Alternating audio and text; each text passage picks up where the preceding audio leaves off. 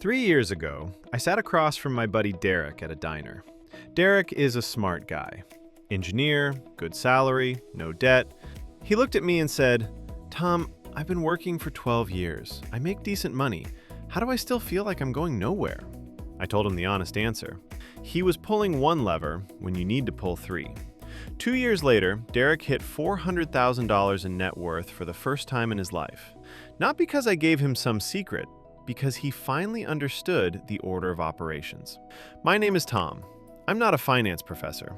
I'm just a guy who got obsessed with figuring out how money actually works after spending my late 20s completely broke, despite having what everyone said was a good job.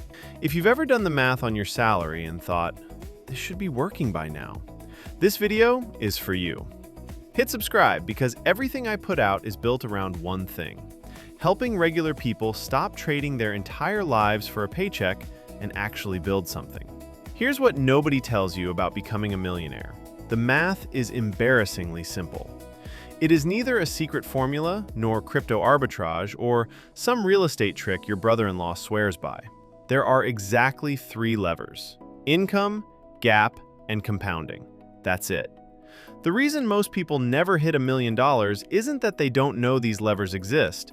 It's that they pull them in the wrong order, or they only pull one of them, or they stop pulling right before it actually starts to work. So let me walk you through all 3. It is never too late to change your financial awareness and situation. The first lever is income, and I want to be careful here because this is where most financial content goes off the rails. The real question isn't, how do I make more money? It's, what is my income per hour of life energy spent? I got this from a book called Your Money or Your Life, and it genuinely rewired how I thought about everything. When you factor in your commute time, the hours you spend decompressing after a brutal day, the money you spend because the job is exhausting you, your actual hourly rate is usually a fraction of what your paycheck suggests. I ran this math on myself once. I thought I was making $28 an hour. After doing it honestly, I was making about $9. So the income lever isn't just about making more. It's about making more per unit of life. There are 3 ways to actually move this needle. First, get dramatically better at a skill the market already pays well for. Not just good, dramatically better. The pay gap between the top 10% and top 25% in almost any field is enormous, and the time to bridge it is shorter than people think when you're deliberate. Second, add a stream of income that doesn't require trading the same hours you're already trading. Freelance work in your field, a digital product, a service you run on the side. The key is asymmetric. You do the work once, it keeps paying. Third, build something you own. A business, even a small one, changes the math completely because your upside isn't capped by someone else's payroll budget. I started a small service business on the side of my day job, and it was one of the hardest things I've done. But it was also the thing that cracked my income open in a way no raise ever could have. The point isn't to copy what I did, it's to understand that a salary alone has a ceiling, and staying under that ceiling your whole career makes the math of $1 million very hard, very fast. Lever 2 is the gap, the part nobody wants to hear. This is the lever most people actively avoid talking about, and it's the one that matters most in the early years. The gap is the distance between what you earn and what you spend. And before you roll your eyes and think I'm about to tell you to cancel your Netflix, hear me out, because this is not about deprivation. Here's the thing about the gap that took me a long time to understand. Every dollar that lives in that gap is a dollar that can go to work for you permanently. At a 4% return, every $1,000 you invest is worth $40 a year, every year, forever, without you doing anything else. So when you close the gap by upgrading your apartment, you're not just spending $500 a month more on rent. You're eliminating $500 a month that could have been working for you. Over 30 years at 8% returns, that $500 a month gap difference is worth about $680,000.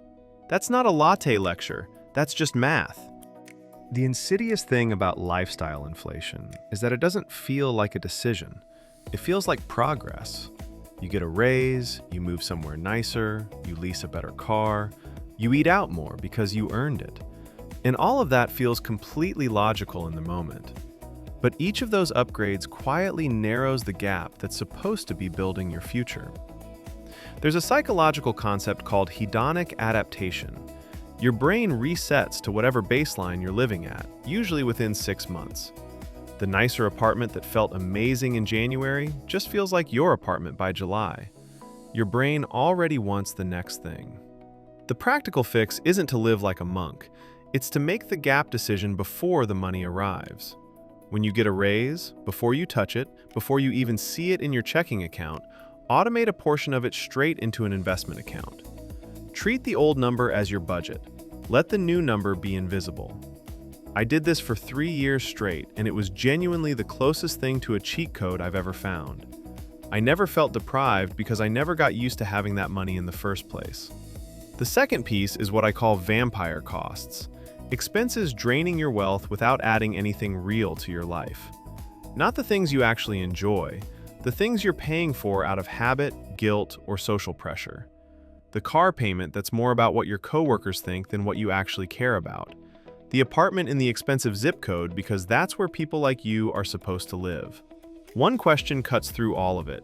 If I'm honest with myself, is this actually making my life better, or am I just used to it? Lever 3 is compounding, the part that requires you to do almost nothing. Here's the lever that makes the first two worth it. Compounding is the reason the math of $1 million is actually achievable for a regular person, and it's also the reason most people don't get there, because it requires patience in a way that runs completely against how our brains work. Here are the numbers.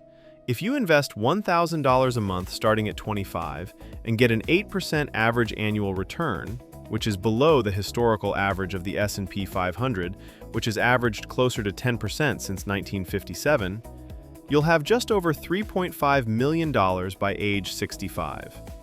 These are nominal figures, meaning before inflation takes its cut, but the direction is unambiguous.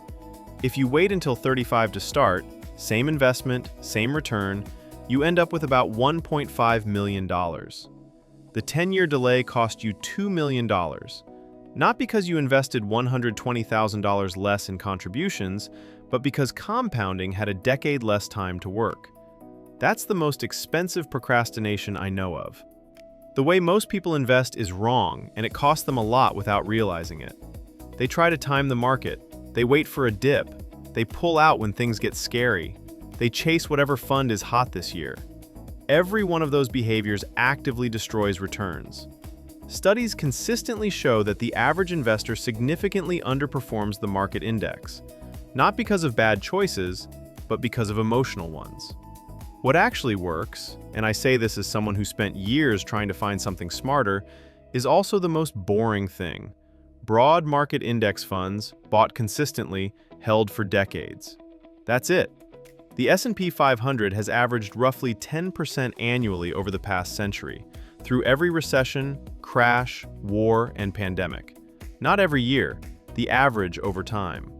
When the market drops 30%, you don't sell. You buy more if you can, because you're getting the same shares at a discount. The people who built serious wealth in the stock market didn't do it by being clever. They did it by being consistent and boring while everyone else panicked. Where you hold your investments matters almost as much as what you invest in. Maxing out a Roth IRA before putting money in a taxable account isn't a minor detail.